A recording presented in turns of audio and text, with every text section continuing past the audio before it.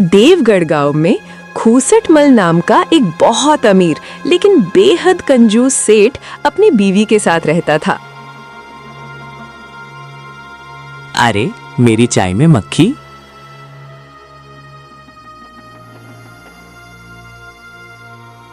अरे वाह, जलेबी का स्वाद भी आ गया। हे भगवान, ये आदमी कभी नहीं सुधरेगा।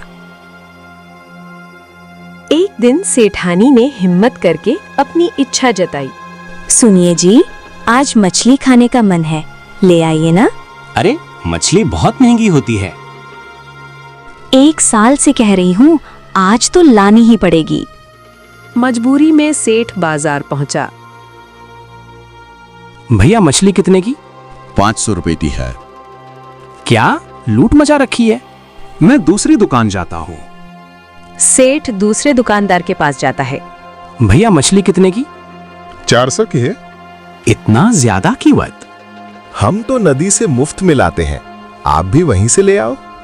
बस फिर क्या था, कंजूस सेठ के दिमाग में आइडिया आ गया। सेठ नदी में मछली पकड़ने गया लेकिन गहराई में फंस गया। हे भगवान बचा लो, मैं 101 ब्राह्मणों को खाना खिलाऊंगा। किसी तरह सेठ बचकर बाहर आया।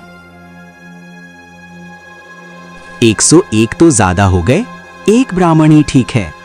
सेठ जी घर जाते समय एक पंडित से भेंट हो जाता है। पंडित जी, आप कितना लाते हैं? बस 2 पोरिया। सेठ खुश हो गया, उसे लगा सस्ता सौदा मिल गया। अगले दिन पंडित देर से आया और रोने लगा। क्या हुआ पंडित जी? आपकी सास मुझे 1001 रुपए देती थी। मैं भी दूंगी, ये लीजिए 1001 रुपए। सेठ की पत्नी पंडित को खाने देता है। खाना खाने के बाद वो फिर से रोने लगता है। पंडित जी, अब क्या हुआ? आपकी सास खाना खाने के बाद भी दान देती थी। ये भी ले लीजिए। शाम को सेठ को सब पता चला, जिससे वो गुस्से में अपनी पत्नी से कहता है, क्या इतने पैसे दे दिए? पंडित जी की मौत की खबर पंडिताइन सेठ को बोल देता है। हाय, मेरे पति को जहर दे दिया। सेठ डर गया कि कहीं जेल ना हो जाए। सेठ पंडिताइन को 21,000 रुपए दे देता है। 21,000 रुपए ले लो, बस बात मत फैलाना। पंडित जी अगले दिन स्वर्ग से आते हैं और कहते हैं कि मैं स्वर्ग से आया हूँ, आपकी बेटी पिंकी मिली थी। सच? कैसी है मेरी बेटी? बहुत कमजोर है, कुछ भेज दो।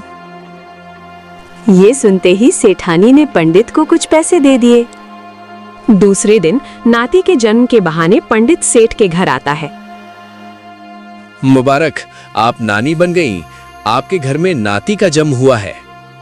पंडित जी ये कहते ही सेठानी खुश हो जाता है। आपको ये खुशखबरी देने के लिए आपका बहुत बहुत धन्यवाद। सेठ को सब पता चल जाता है।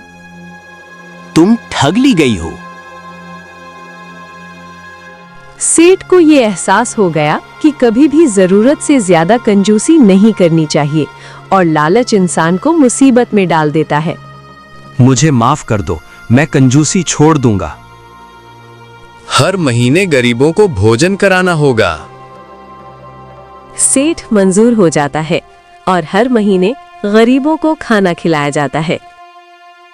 अब से वो लालच और घमंड छोड़ देता है और ईमानदारी से जीवन जीने लगता है।